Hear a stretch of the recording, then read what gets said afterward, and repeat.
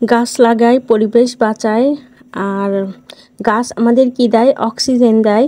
তো এজন্য প্রত্যেকেরই গাছ লাগানো উচিত। আসসালামু আলাইকুম, welcome back to my new blog. তো আজকে ছোট ভাই সে গাছ নিয়ে আসছে এক গাদা। পাবনায় বৈশাখী মেলা হচ্ছে, বৈশাখী মেলা থেকেও কিছু গাছ নিচ্ছে, আবার নার্সারি থেকেও নিয়ে আসছে। তো যাই হোক, এখানে সবগুলা থাই, ভিয়েতনাম, মানে সব বাইরের দেশের মানে ছোট গাছ হবে কিন্তু ফুলে ভরপুর থাকবে। আর এই যে ফুল গাছগুলা, এগুলা অনেক বেশি গাছ কিনছে জন্য গাঁদা ফুল আর গোলাপ ফুল গাছ গিফট পেয়ে গেছে। তো কি কি গাছ এখানে আছে সবই তোমাদের জানাবো, আর কি কি করা হলো সারাদিন সবাই মিলে সেটাও বলবো। আর এটা কিন্তু এই যে ভিয়েতনাম নারকেল গাছ, আর এটা কলা গাছ আছে, হলো এখানে বেগুন গাছও আছে দেখতে পাচ্ছ, তারপর কামরাঙ্গা গাছ, ডালিম গাছ। মানে সবচেয়ে অবাক করা বিষয় যে এত পিচ্ছি পিচ্ছি গাছে ফুল ফল, মানে এটাই অবাক করার বিষয় যে ছোট ছোট পিচ্চি গাছ হলে কি হবে, মানে বাইরের দেশে ছোট গাছে ফল ফুলে ভরা থাকবে, দেখতে ভালো লাগে। আর এদিকে মাটি নিয়ে আসা হয়েছে, জৈব সার নিয়ে আসা হয়েছে, সেটাই দেখানো হচ্ছে।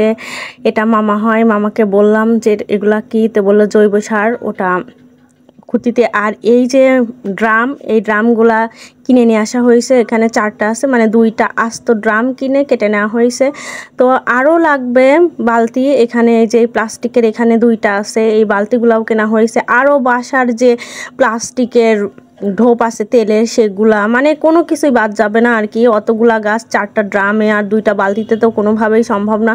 তো এগুলো আবার পরিষ্কার করতে হবে। এই যে পরিষ্কার করতেছে সেই আমার ছোট ভাই, সে হলো গাছ নিয়ে এসে, মানে আর গাছ প্রেমিক, কতটা গাছ প্রেমিক তোমরা দেখেই বুঝতে পারতেছো যে সে, মানে আসলে সে বাসায় থাকে না, ছুটিতে এসে এই যে গাছ লাগায়। আর আমাদের যে অক্সিজেনের দরকার, আসলে সবাই যদি এরকম আমরা নিজেরা সচেতন হই তাহলে কিন্তু আমাদের ভালোই হয়, তাহলে আমাদের অক্সিজেন আমরা পাই। আর প্রকৃতি সবসময় মানুষকে দেয়, মানুষ কিন্তু প্রকৃতির থেকে নেয়, এটা এর আগেও বলেছি। আর এই যে এই ছাদে উঠানো হচ্ছে এই মাটি, কতটা কষ্ট, মানে কতটা গাছ প্রেমিক, মানে অক্সিজেনের কতটা দরকার বোঝাই যাচ্ছে। এই কাঠফাটা যে গরম, গ্রীষ্মের গরম, তো কাঠফাটা রোদ, এই রোদে এই 2জন মিলে এত পরিশ্রম করতেছে। আমরা মেয়েরা, আমরা আসলে সব কিছুই আমাদের দ্বারা পসিবল হয় না। যেমন এই কাজ কিন্তু আমরা মেয়েরা করতে গেলে আরও বেশি কষ্ট হয়ে যেত।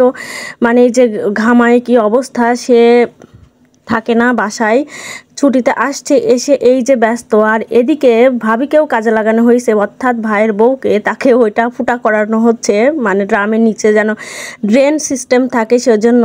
আর যে এখানে মানে যা যা লাগে, আর এত গরমে আমরা কাজ শেষে একটু বিরতি, সবাই টুকটাক কাজ, আমি কিন্তু কোনো কাজ করি না আর কি, আমি শুধু তোমাদের দেখাচ্ছি টুকটাক কাজ আর কি, জাস্ট একটু আগায় টাগায় দেয় আর কি। আর এই যে ভাইয়ের ছেলে পেলে তারা, মানে শেষে কাজ শেষ হয় নাই কিন্তু, মানে দুপুরে কাঠফাটা রোদ, তো একটু ফল টল কেটে খাওয়া হচ্ছে। আর এটা ডিপে বেল রাখা হয়েছিল, সেই বেল দিয়েই শরবত বানানো হচ্ছে আর কি, হাসতেছে।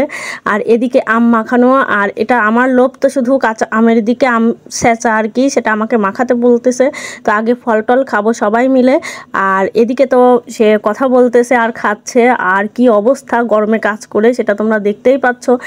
আর এই যে মামা, সেও বলতেছে যে তুমি খাও, তাই আমি বললাম আমি পরে খাচ্ছি মামা। মানে এতটা খারাপ লাগতেছে যে কতটা কষ্ট করে এই গাছ। আর এখন আমাদের অক্সিজেনের দরকার, গাছকে কি যত্ন করলেই কিন্তু যে কোনো জিনিসই যত্নেই কিন্তু বড় হয়, যত্নেই অবহেলা। আর প্রকৃতি কিন্তু অবহেলা করলেও প্রকৃতি আমাদের দিয়েই যায়। তো প্রকৃতিকে কখনো অবহেলা করা উচিত না, কোনো কিছুকেই অবহেলা করা উচিত না।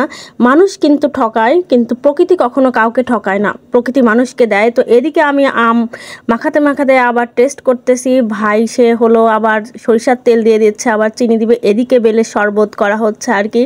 তো আমি কিন্তু খাওয়ার শেষেই সবসময়, মানে আমি খাওয়ার শেষে কাজের একটু আগে আর তোমাদের দেখানোয় আসলে ব্যস্ত থাকা হয় আর কি। তো কাজ যে করি না এমন না, কাজও করি, তোমরা কিন্তু দেখতেছো আমি কিন্তু কাজ করতেছি।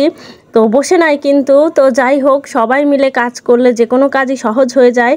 আর সবাই মিলে আম মাখানো, তারপর ফল খাওয়া, এগুলো কিন্তু খেতে ভালো লাগে আর কি, তৃপ্তি হয় আর কি, অল্প খাওয়া যায় কিন্তু তৃপ্তি।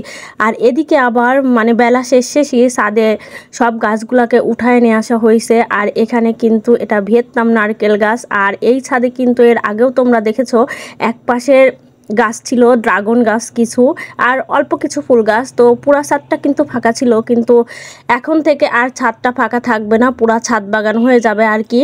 আর এদিকে এই যে বাসার পাশেই মাঠ, এই মাঠে সবাই খেলাধুলা করে বিকেলে। আর তোমাদের এই খেলা দেখে কে কে সেই ছোটোবেলায় মানে ক্রিকেট খেলতে সেইগুলার কথা মনে পড়ে গেল সেটাও জানিও। আর তোমরা কারা কারা কী গাছ লাগালে সেটাও কিন্তু আমার সাথে শেয়ার করো। আর এই ছাদে এই জৈব সার ভার্মি কম্পোস্ট সেটা মাটি সহ মিক্সড করে আবার গাছের গোড়ায় দেওয়া হচ্ছে। আর প্রতিটা ড্রাম এভাবে লাগানো হচ্ছে। আর এই যে ভাইয়ের দুইটা পিচ্চি, সেই পিচ্চি দুইটা তো বসে নাই তাদের। আর বড়টা কিন্তু তোমরা খেয়াল করছো, সে ঘরেও কিন্তু খেয়েছে, তার গায়ে কোনো কাপড় চোপড় ছিল না, মানে সে খালি গায়ে থাকতেই পছন্দ করে আর কি। আর কি হবে, বড়রাই মানে গরমে বড়দেরই যে অবস্থা, আর ওরা তো পিচ্চি আসলে ছোটোবেলায় এরকম। আর এদিকে আবার হাড়ি ভাঙাড়িয়ে দিয়ে মাথায় মুকুট। আর এদিকে আমি আর আমার চাচি মিলে আমরা হলো কি করতেছি, এই তো ড্রামের পুরা পানি আমরা মানে গরমে পানি নাড়তে তো খুবই ভালো লাগে, আর সেটা যদি ঠান্ডা পানি হয় তাহলে তো কোনো কথাই নাই। আর এদিকে একে একে কিন্তু গাছ লাগানো হচ্ছে, আম গাছ লাগানো শেষ, এখন ডালিম গাছ লাগানোর চেষ্টা আর কি। তো ভাই বলতেছে যে আমার দুই ছেলেকে নিয়ে গাছ লাগাবো, তো দুই পিচ্চিকে কিন্তু সাথে নিয়েছে, তারা কিন্তু কিছুই করতে পারবে না, কিন্তু তাদের দিয়ে আর কি হাতে লাগাবে। এদিকে আবার বড় ভাই চলে আসলো, সেও মানে একটু হেল্প করতেছে। আসলে গাছপ্রেমিক যারা তারা কিন্তু মানে কাজ দেখে বসে থাকতে পারে না, আর প্রকৃতি ভালোবাসে না এমন মনে হয় কেউ নাই। আর সবচেয়ে অবাক করা বিষয় দেখো, এটা কিন্তু শরী ফল, আর এতটুকু গাছে এই যে ফুল চলে আসছে, তোমার বুঝতেছো। আর এটা পানি ফল বলি আমরা তো। আর এটা হলো কামরাঙ্গা গাছ।